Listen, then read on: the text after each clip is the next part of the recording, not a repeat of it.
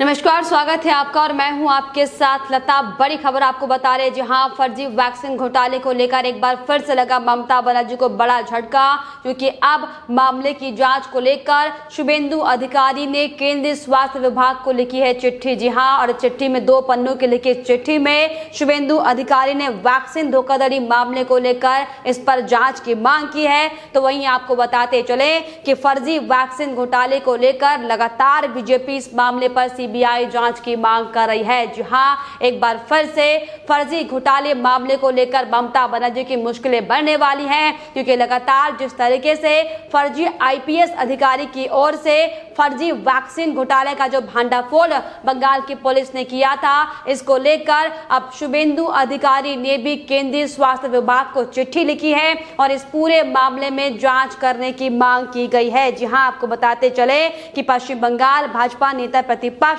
शुभेंदु अधिकारी ने केंद्रीय स्वास्थ्य मंत्री डॉक्टर हर्षवर्धन को पत्र लिखकर केंद्रीय एजेंसियों से कोलकाता में वैक्सीन धोखाधड़ी मामले की जांच करने की मांग की है। दरअसल आपको बताते चले कि कल ही हमने आपको खबर दिखाई थी कि किस तरीके से ममता सरकार की नाक के नीचे एक बड़े फर्जी वैक्सीन घोटाले का भांडाफोड़ किया गया था, जिसमें कोलकाता के कस्बा थाना इलाके में एक फर्जी आईएएस की ओर से फर्जी वैक्सीन कैंपेन शिविर लगाया गया था, जिसमें गलत तरीके से गलत वैक्सीनों के डोज का इस्तेमाल कर लोगों को वैक्सीन लगाई जा रही थी। जी हां, आपको बता दें कि फर्जी कैंप में कोविशील्ड का लेबल लगाकर गलत इंजेक्शन लोगों को दिए जा रहे थे। और जिस तरीके से आपको बता दें, खुलासा बड़ा हुआ था कि जब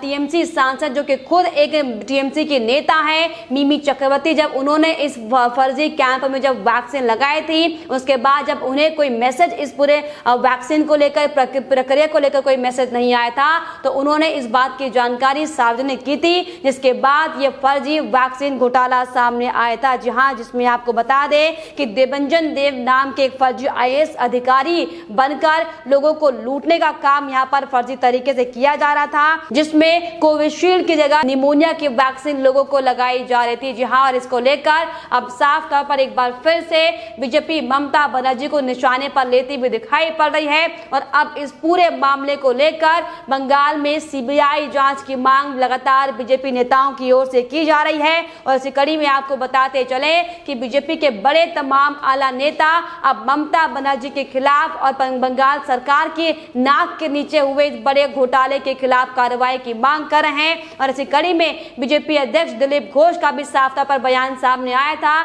जिसमें उन्होंने इस पूरे मामले में बंगाल के बड़े अधिकारी और मंत्रियों के शामिल होने की बात कहते हुए इस पूरे मामले की सीबीआई जांच करने की मांग की है। उन्होंने कहा है कि इस पूरे मामले में कई मंत्री और अधिकारी शामिल हैं और इस पूरे मामले की सीबीआई जांच होनी चाहिए, नहीं तो हकीकत सबके सामने नहीं आ पाएगी, सच्चाई सबके सामने नहीं आ पाएगी। जी हां, इसके अलावा शुभेंदु अधिकारी ने भी साफ तौर पर फर्जी आईएएस पर टीएमसी के नेताओं के संबंधों को लेकर जांच करने की मांग की है और इस पर शुभेंदु अधिकारी की ओर से भी सीबीआई जांच की मांग की गई है। तो वहीं प्रदेश महासचिव सायंतन बासु ने भी इस पूरे मामले को लेकर फर्जी कोविड शिविर मामले में बड़े अधिकारियों के शामिल होने की बात कहकर सीबीआई जांच करने की मांग की है। तो वहीं इसके अलावा आपको बताते चले कि अब लगातार ममता बनर्जी पर तमाम तरह के सवाल खड़े हो रहे हैं कि आखिर कैसे बंगाल सरकार की नाक के नीचे बड़े बड़े अधिकारियों ने एक फर्जी अधिकारी का सर्टिफिकेट बनाकर,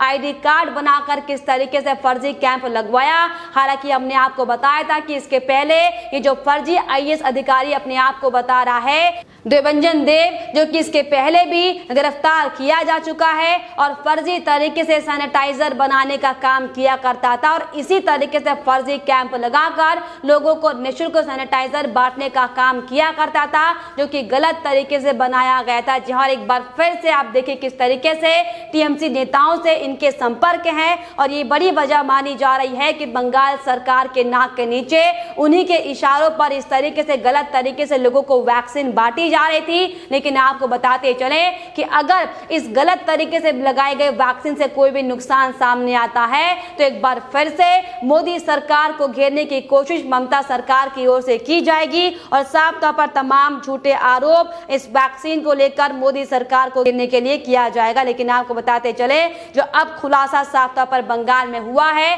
कि किस तरीके से ममता बनर्जी के इशारों पर ही, उनके बड़े बड़े मंत्रियों के इशारों पर उनसे हाथ मिलाकर आप देखिए कैसे फर्जी घोटाला ये सामने आया है। हालांकि इसको लेकर अब लगातार जांच एजेंसियां जांच कर रही हैं, लेकिन बीजेपी लगातार सीबीआई जांच की मांग इसको लेकर करती हुई दिखाई पड़ रही है। और वहीं इसको लेकर आपको बताते चले कि बीजेपी नेता अमित मालवीय की भी प्रतिक्रिया इसमें सामने आई है। उन्होंने साफ तौर पर अपना ट्वीट करते हुए बयान देते हुए कहा है कि पश्चिम बंगाल में टीकाकरण अभियान किसी तमाशे से कम नहीं है। टीकों के लिए कूपन की बिक्री के बाद अब सरकारी सुविधाओं से शीशों की चोरी हो रही है। अब धोखेबाज सत्तारूढ़ टीएमसी के प्रभावशाली सदस्यों की ओर से संरक्षित अवैध टीकाकरण शिविर आयोजित किए जा रहे हैं। ना ही कोई रजिस्ट्रेशन किया जा रहा है और ना ही कोई सर्टिफिकेट दिए जा रहे हैं। जी हाँ, और इसी को लेकर हमने आपको भी तमाम खबरें दिखाई थी कि कैसे पूरे बुद्धमान इलाके में भी लोगों से मोटी मोटी रकम वसूल कर एक वैक्सीन लगाने के लिए कूपन बांटे जा रहे थे, जिसमें 800 से लेकर 1000 रुपए की नकदी लोगों से वसूल कर एक वैक्सीन की डोज का सौदा किया जा रहा था। जी हाँ, इन्हीं तमाम मुद्दों को लेकर लगातार बीजेपी हमलावर है और अब इस पूरे मामले को लेकर, इस फर्जी घोटाले मामले को लेकर, जो वैक्सीन को लेकर मोटी रकम लेकर जो कूपन बांटे जा रहे हैं, तमाम मुद्दों को लेकर अब इसकी जांच की मांग की जा रही है। हालांकि आपको बताते चले कि इन तमाम मामलों को लेकर टीएमसी के नेता बचाव में उतरे हैं और अपनी सफाई पेश करते हुए साफ तौर पर एक बार फिर से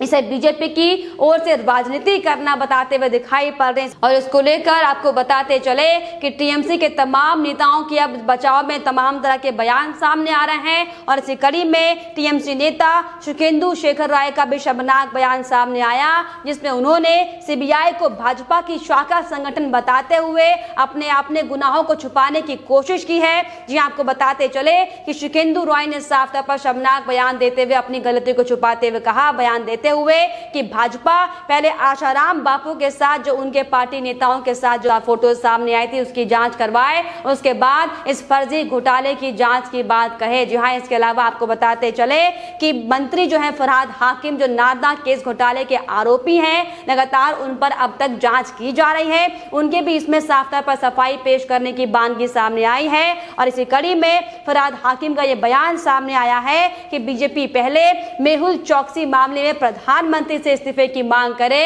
और इसके बाद इस पूरे मामले की जांच की जाए। तो देखिए किस तरीके से लगातार टीएमसी के गुंडे जो खुलेआम लोगों को संरक्षण देने का काम कर रहे हैं, किस तरीके से गलत डोज दवाइयां लोगों को देने का काम इनकी ओर से किया जा रहा है और इसमें अपनी गलतियों को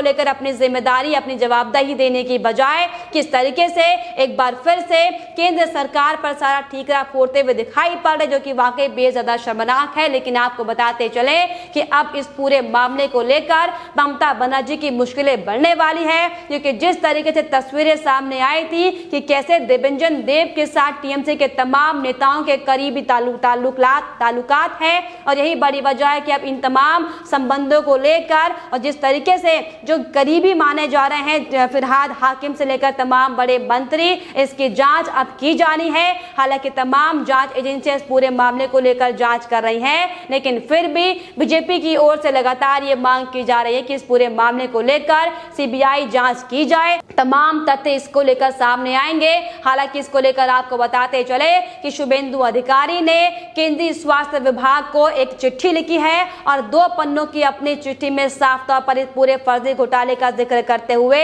इस पर जांच की मांग की गई है, क्योंकि जिस तरीके से हमने आपको बताया था कि कैसे फर्जी आईएएस अधिकारी बनकर इस पूरे मामले में लोगों को ठगने का काम किया जा रहा था और किस तरीके से गलत तरीके से नगर निगम के ज्वाइंट कमिश्नर के तौर पर आईडी कार्ड बनाकर इस पूरे मामले को आगे बढ़ाने के लिए इसमें इंजेक्शन खरीदे जा रहे थे और जिस तरीके से पुलिस ने इस पर कार्रवाई की, जो जांच टीम लगातार इसमें लगी हुई है। आपको बताते चले कि जांच टीम ने कई उपकरण भी इस दौरान इस पूरे फर्जी कैंप से बरामद किए हैं, जिसमें कई कंप्यूटर से लेकर एक गाड़ी भी इसमें बरामद की गई, जिसमें आपको बताते चले कि कंप्यूटर में कई कोविशील्ड के ग्राफिक्स पाए गए हैं, जिसमें गलत तरीके से कोविशील्ड का स्टिकर चिपकाकर गलत इंजेक्शन लोगों को दिया जा रहा था। और यह भी साफ तौर पर सामने आया है कि आरोपी नीली बत्ती का भी इस्तेमाल करता था। तो ऐसे में तमाम ये सवाल खड़े होते हैं कि आखिर कैसे इतने बड़े प्रशासनिक अधिकारी के तौर पर फर्जी तरीके से नीली बत्ती का इंतजाम इस आरोपी के लिए किया गया था,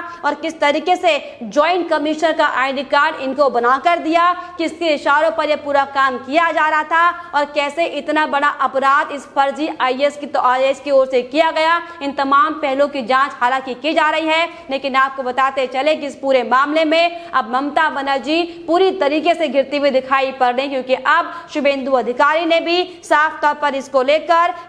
केंद्रीय स्वास्थ्य मंत्री डॉक्टर हर्षवर्धन को चिट्ठी लिखी है और इस पूरे मामले में जांच करने की और हस्तक्षेप करने की मांग की है। लेकिन फिलहाल इस पर आपकी क्या राय है, हमें कमेंट बॉक्स में जरूर लिखिएगा। साथ ही साथ हमारे चैनल को सब्सक्राइब करना भी ना भूलें।